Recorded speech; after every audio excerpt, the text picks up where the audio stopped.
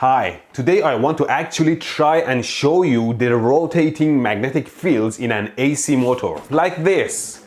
This is an actual clip from the end of my video where I was able to successfully visualize the rotating fields.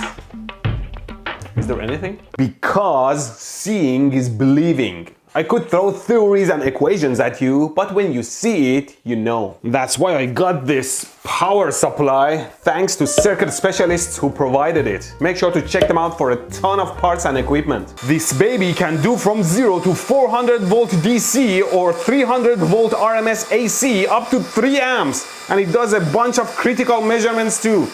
And it's loud. It does between 45 to 1000 hertz and makes different waveforms too. And the output is somewhere on the back, right? Ow! And it's pretty sturdy too for when you throw your power supplies. You must always remember to turn off the high voltage supply output before fiddling with the output. And that's not the only thing I got. I also bought this piece of sheet that is a magnetic field visualization sheet. See, if I place a magnet under this sheet, you can see the magnetic fields. The black areas are the north and south poles, and the white line between them is where one pole transitions to the other. Now, to create the rotating magnetic fields in a 3-phase AC motor or a brushless DC motor, which is basically a 3-phase AC motor, we need 3 phases, each phase 120 degrees apart. So, circuit specialists send me these 3 babies that I can stack, and when they are connected properly, well, they sound like a starship, but they also provide 3 phases.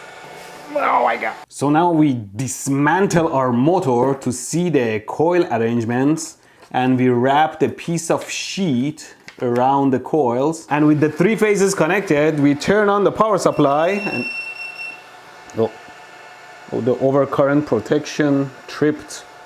I guess the coil is like a short circuit. So I lowered the voltage to avoid overcurrent. Really a short circuit, eh? I have an idea. I put 10 ohm resistors series with each line that will limit the current. So now I can run it from a higher voltage, like 20 volts. And that will send around 2 amps of sine wave into each line. Now, if we look at the sheet, well, that's underwhelming. Oh, I know. Maybe the 45 hertz is still too fast to see with eyes. Maybe I can do a slow-mo with my phone. Here we go. Yeah, nothing is moving, is there? I put all these together and I still wasn't able to get any visuals. Why the hell? Oh, now it's on fire. The resistors get super hot.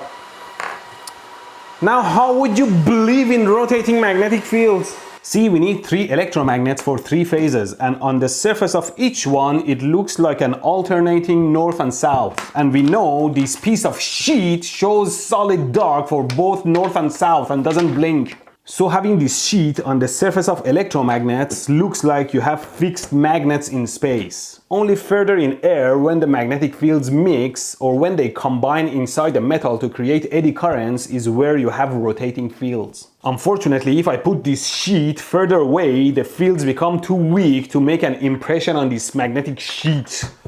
I would have to have much stronger magnetic fields that my power supplies can't handle, like 100 amps through these coils. I even tried to wrap my rotor stator in thick amounts of aluminum foil, but see, there, it still shows up solid. I think because the combined eddy current created in it may not be strong enough to make an appearance and be visible. I even tried to put a piece of steel on the stator, but still just shorts out the magnetic fields. But I'm sure the rotating fields are there. Let's just snap the rotor back on the motor.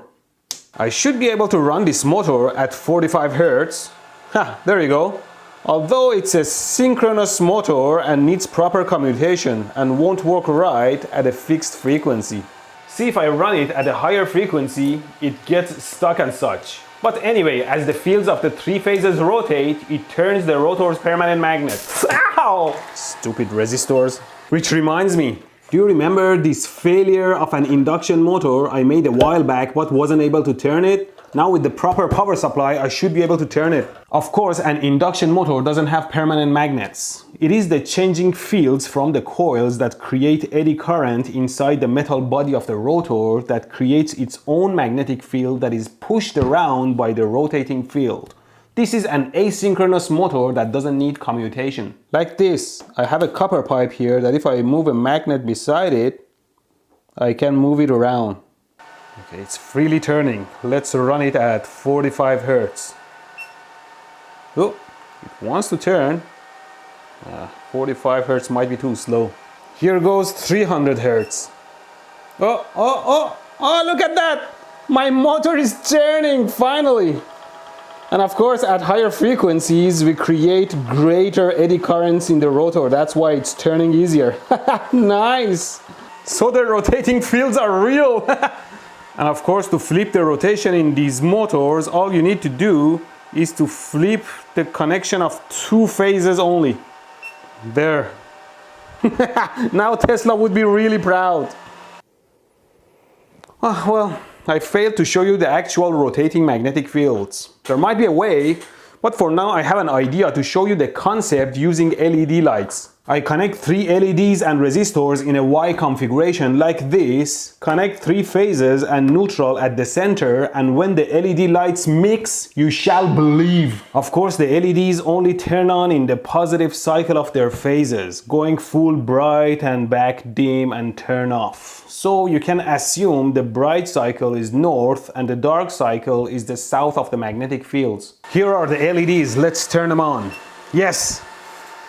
But actually, no. I think it's blinking too fast. I have to do a slow-mo. Here we are.